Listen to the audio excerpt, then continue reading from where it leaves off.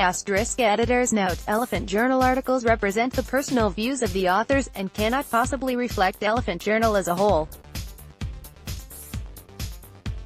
Disagree with an op-ed or opinion? We're happy to share your experience here. Gratitude. It's a quality we all strive to incorporate into our lives, and rightly so, as the world needs more people who appreciate what they already have. Maybe then we can stop pretending we need so much excess.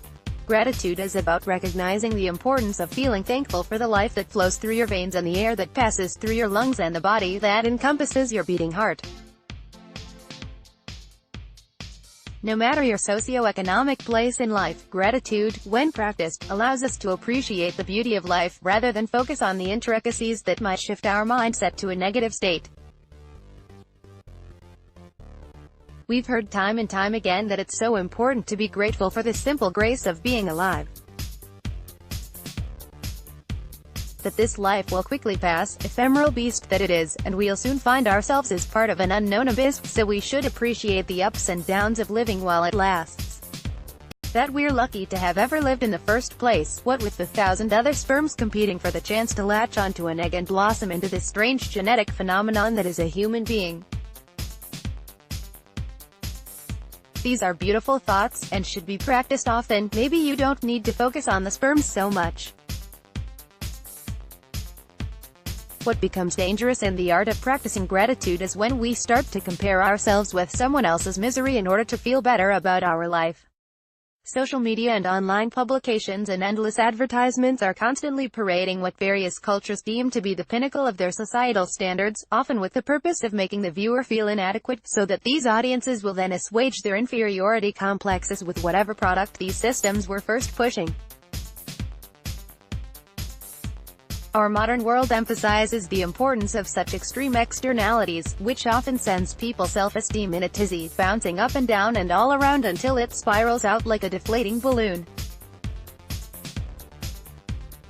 We have to constantly be reminded not to compare ourselves to others, to not look at the glory of these photoshopped ideals and let it make us feel less worthy, to not allow snapshots of other people's success and best moments make us feel *tty about ourselves. Yet, when it comes to exercising gratitude, the same "beware of comparison" notion isn't spread. Why not? Why should one find gratitude only after they've juxtaposed their life against the hardships of someone else's? Finish your dinner. There are starving children in China. It's a common phrase Generation X would hear going around, a generation that grew up in a newly booming American economy as the country licked its wounds from the aftermath of World War II. I hope that I'll never have to experience the traumas of war or the scarcity it breeds, so perhaps I'll never understand the survival mode this puts you in.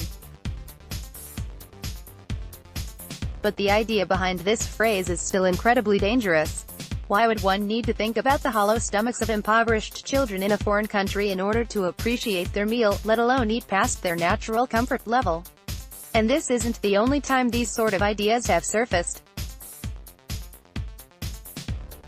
I don't know how many times I've scrolled through Facebook to find pictures of American opulence stacked against images of an obscure homeless person, with some aggressive capital letters spread across the top. Appreciate what you have. It's a beautiful thought, to appreciate what you have, but does that mean if there was no one suffering beside you, you'd be incapable of appreciating it?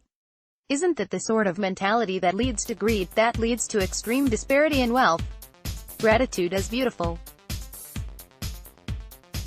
Seeing how lucky we are to be alive, to know even a few good people, to feel even a few laughs, to give and receive even an ounce of immeasurable love, it's a practice the world needs more of. But gratitude that depends on the comparison of other human beings' misery can lead to a toxic mentality. Just like when you compare yourself to the selfie-made stars of Instagram or the opulent, but still very human, lives of celebrities, your esteem runs the risk of collapsing. Gratitude is not about walking down the street, spotting 20 homeless people, going home, and smiling because you have a warm bed. It's not about looking at pictures of famished children around the globe and spooning extra mouthfuls into your own baby's mouth, just in case. It's not about looking at someone who is perhaps less bright, less attractive, less strong, less courageous, less innovative, less anything than you, and allowing that to make you